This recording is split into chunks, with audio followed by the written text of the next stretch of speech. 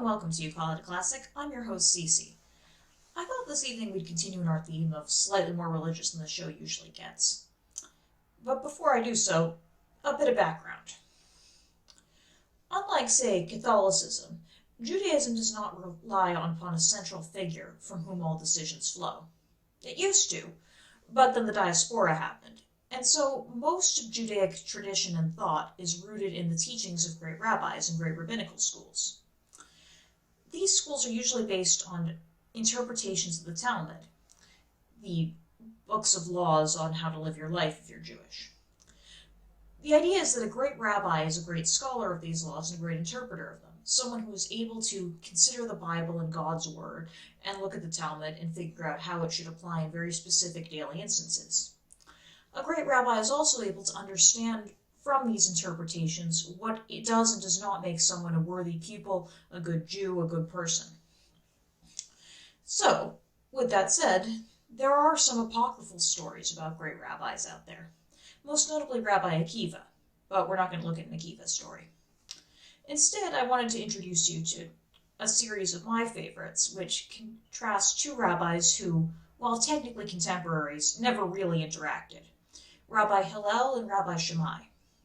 The reason I know that they never interacted is that, while they both lived in the same century, one of them was 60 when the other was born, so I'm reasonably certain that they never had anything to do with each other.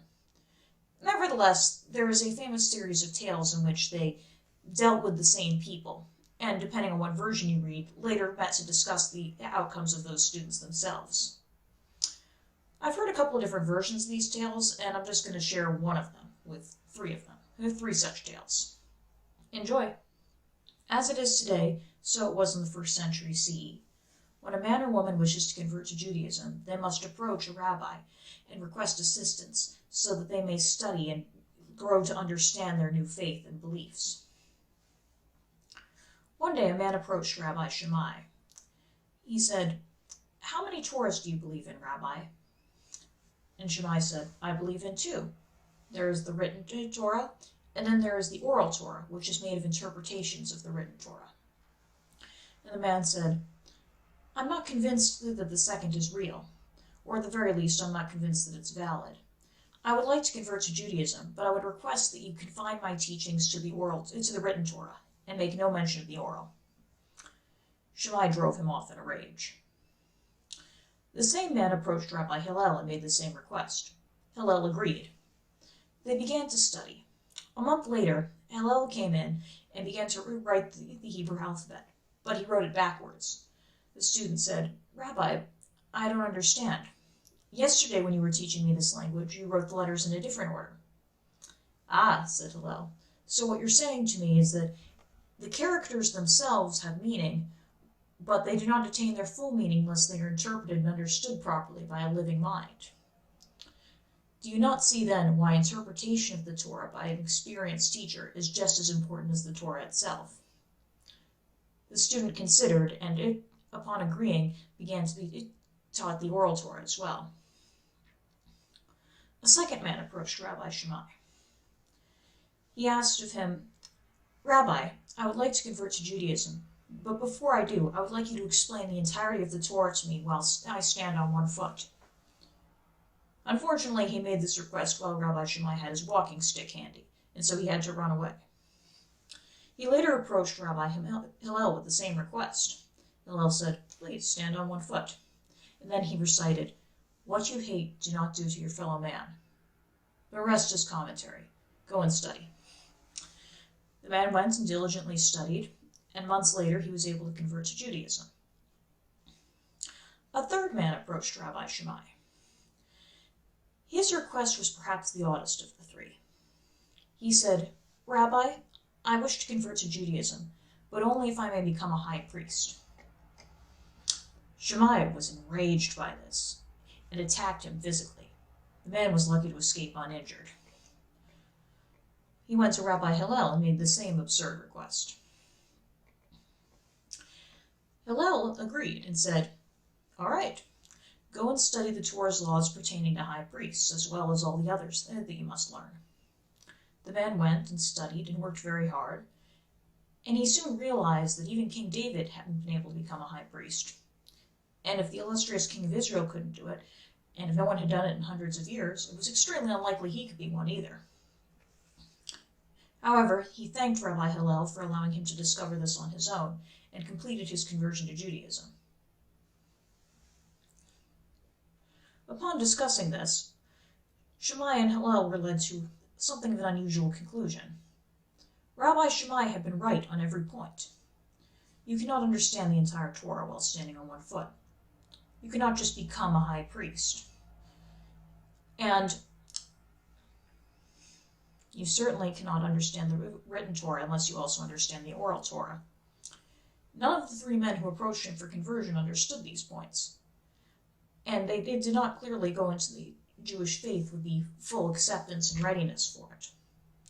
Nevertheless, Hillel had also been right. So that was our story. What can we say about it? Well, first of all, I don't know if you could tell, but I've heard a couple of different endings to this, and so I kind of cobbled them together a little there. The Rabbi Hillel, Rabbi Shammai conversation is entirely apocryphal, so you can pretty much make up whatever you want in that spot. But the point is really to get you to think. Specifically, you can think about both the practical issue here and the deeper Talmudic interpretation. The practical one is that, generally speaking, every rabbi has their own standard for converts. There are written guidelines, and Orthodox rabbis adhere to them as strictly as they can, but thanks to Talmudic interpretation, even those differ. And once you get to conservative and reform rabbis, it's very much a case-by-case basis. Like I said, there's no central authority in Judaism, so there's a lot of argument. And for some rabbis, you don't have to understand the oral Torah. You don't have to keep kosher. You don't have to visit a mikveh.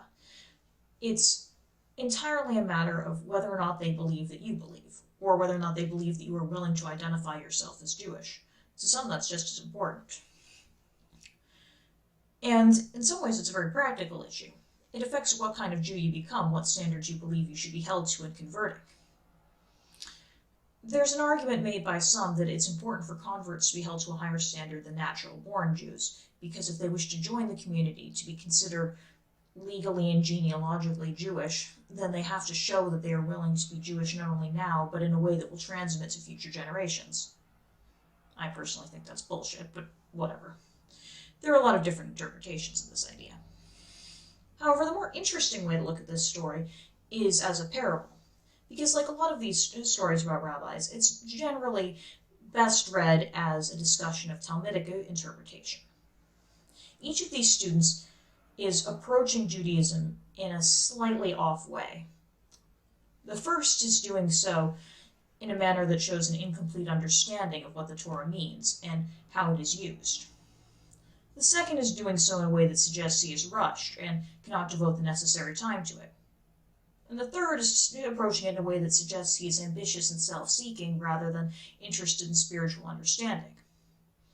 Shammai's decision to drive them off is not wrong, but neither is Hillel's decision to take them in and try to teach them through higher understanding, a more complete understanding of the situation. The lesson here appears to be that if someone understands even a little, that's a toehold to enable them to understand more, which is a useful thing to consider in teaching anything, whether it's religious or secular. And similarly, the last student in particular, who seems to be approaching it in bad faith, is shown the error of his ways, but only because he has the ambition and drive to do so. So his seeming fault is turned into a virtue. There are people who could probably say that more eloquently than I, but what the hell is my show? So I hope you've enjoyed this weird little contemplative foray, and I promise tomorrow will be, well, I won't say more fun, but at the very least a little more normal. Shalom.